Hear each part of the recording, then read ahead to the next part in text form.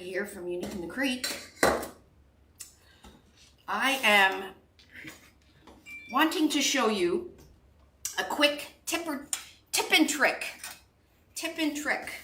I am going to be wood burning this decomesh. This is a snowdrift decomesh, but if any of you have tried to heat seal or wood burn a normal decomesh, it's not the easiest, okay? There's really not lines that you can follow like there is with poly burlap or the horizontal wide stripe. So I wanted to, and I'm cutting mesh for a project, and I'm sitting here, I'm wondering, does anybody else do it like this? And I'm like, there's probably a lot of people that it didn't even cross their minds to do it like this. And I'm gonna show you how I cut normal decomesh. So that we're talking, this has got a bit of a snowdrift in it, but you can do any decomesh like wide foil, deluxe foil, even value mesh like this. It is not the easiest thing to do, but I'm going to show you how I do it.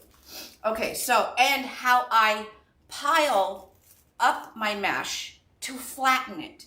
We all know that flat mesh is a heck of a lot easier to work with than the mesh that's really curled. So I'm going to show you how I do everything like this, okay? And if you already know how to, then that's fine.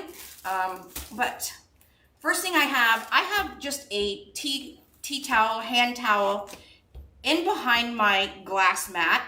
This is more so that I don't ruin my cutting mat by the heat, because there is quite a bit of heat that comes off these wood burners, and I can see my lines on my glass cutting mat better. Hello everybody. Okay, so I have to get this cutting mat. I got it from Amazon. It's an awesome glass cutting mat. It's tempered glass, and it already has the measurements on it for you.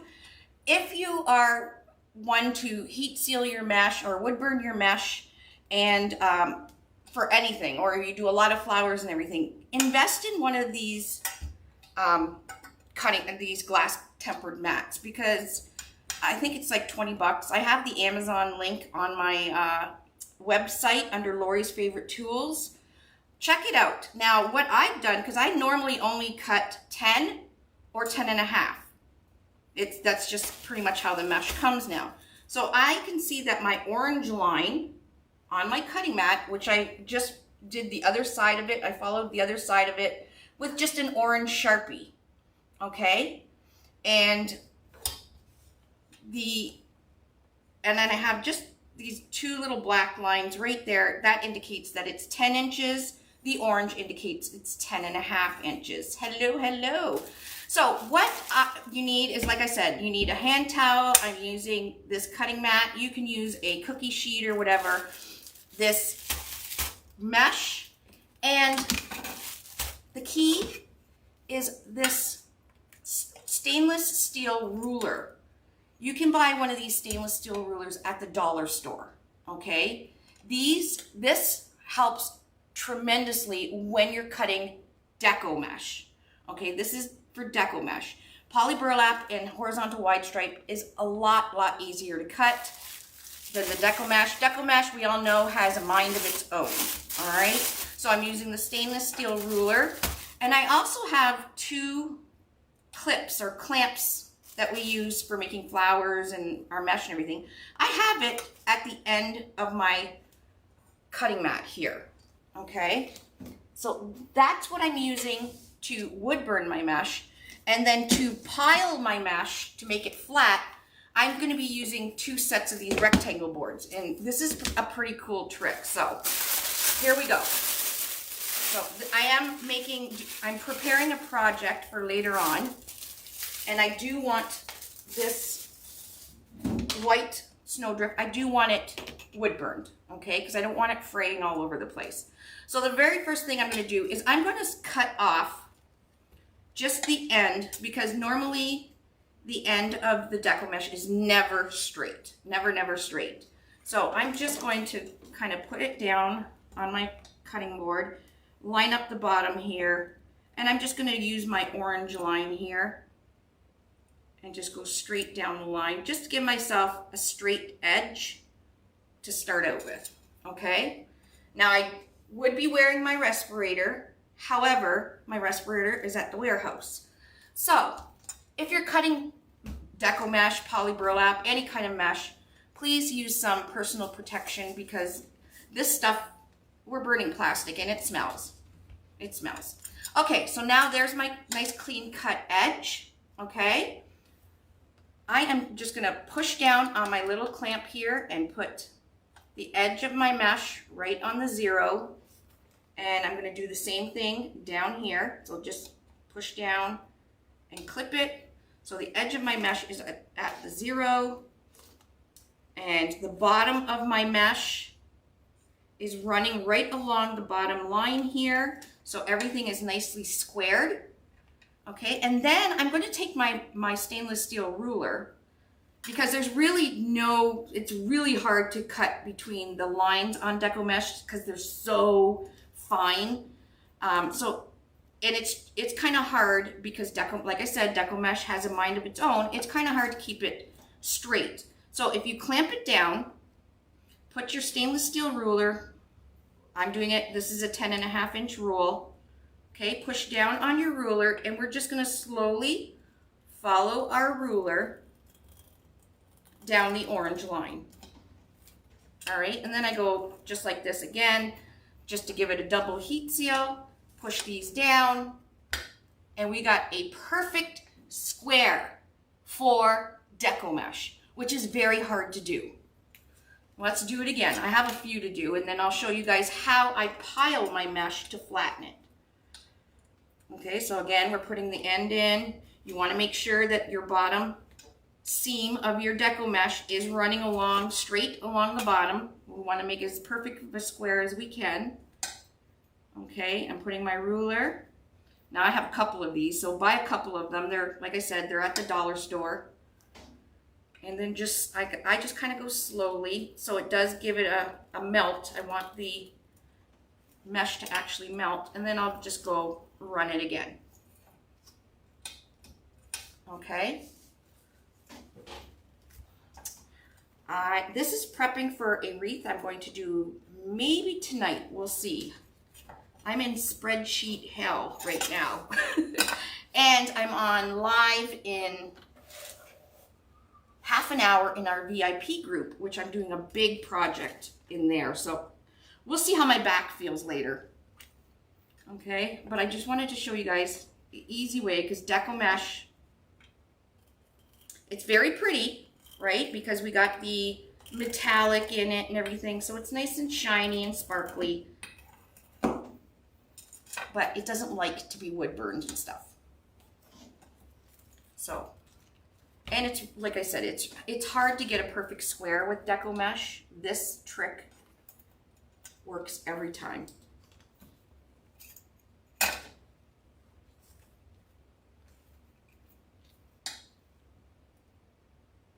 So again, making sure all your mesh is squared up. Oh, I should have mentioned too, before I even start wood burning, check your instrument. So check your tool before it gets hot. Make sure before you start it, now mine's really hot, so I'll just use this. Make sure the tip is nice and tight, so you can tighten it up before you turn it on. And make sure there's no residue on the end of your tip. Although when it's hot, it's easier to pull the residue off. Okay, so you have a clean tip of your wood burner for every time you use it. Okay, there we go.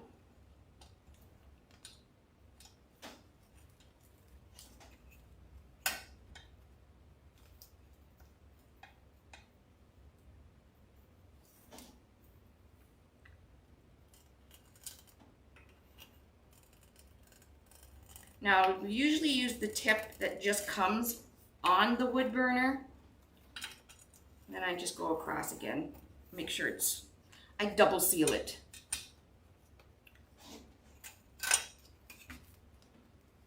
right? It's easy. And I thought, you know what? I wonder if anybody else does this. Because sometimes I just, you know, I come up with these kooky ideas and just assume everybody else is kooky like me and does it the same way. Now you can do this with poly burlap and everything too if you want to get a complete line, but with poly burlap, the best way to cut poly burlap is to cut in between the line, even though it doesn't look straight. It does work, but you can't do that with decomesh. Takes a little longer, but the project I'm doing with these, I really want to have nice, clean pieces of white mesh. I don't want any frays or anything. Okay, and then now I'm just going to double seal it. All right, we'll do a couple more, and then I'm going to show you how I pile my mesh to flatten it. It's a little trick again, which I just assume everybody does, but probably not.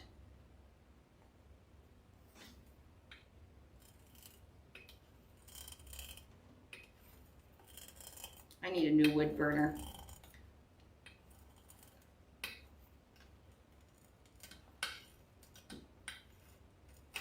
I dropped my wood burner, so the original tip kind of broke when I dropped it. So this is just it almost looks like a pencil.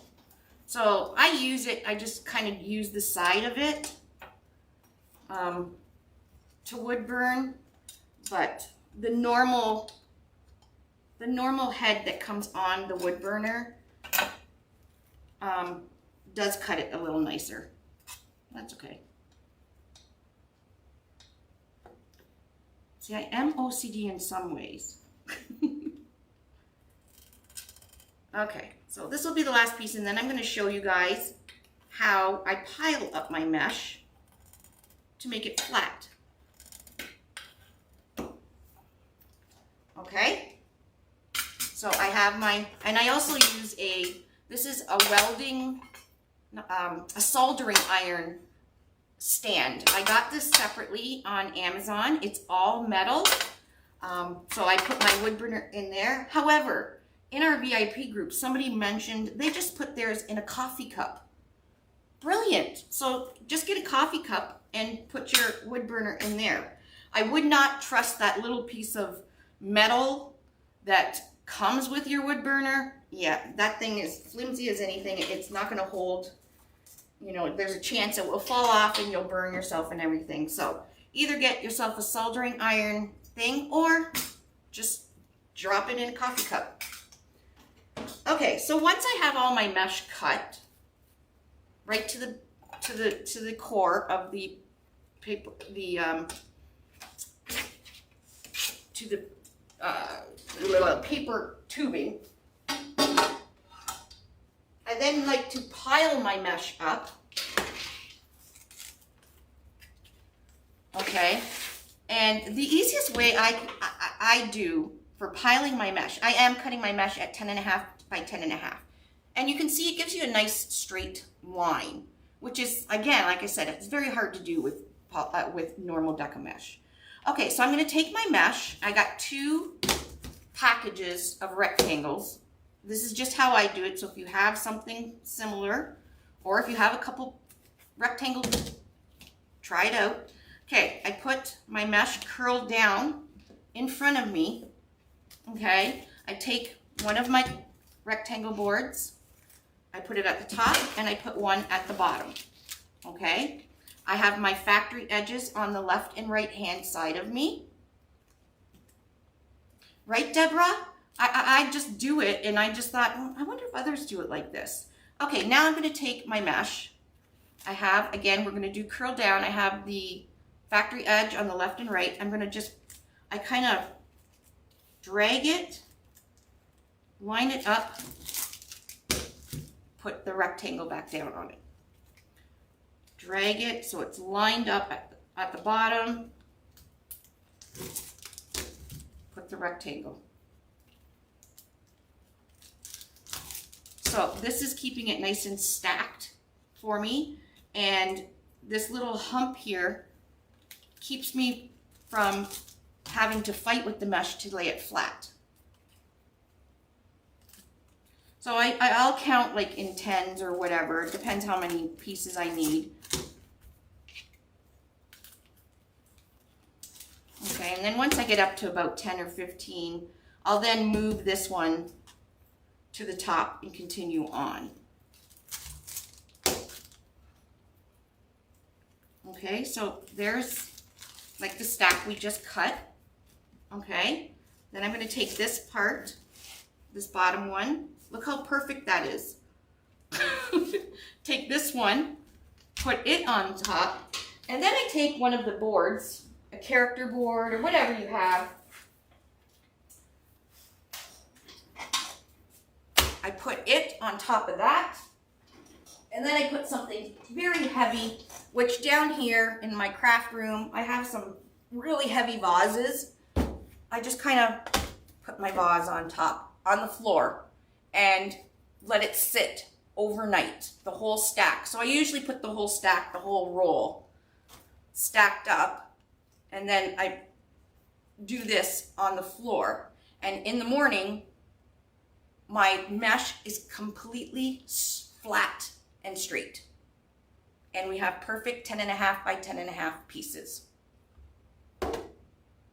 Easy. Yeah, you can lay something heavy on the mesh. I was just showing you guys that I just put 2 clips on mine and just lift them, because you have to put two things that are heavy on your cutting mat to keep the top and the bottom straight. And sometimes when you're pulling the mesh, you're gonna pull it, and you're gonna have to line up your mesh again.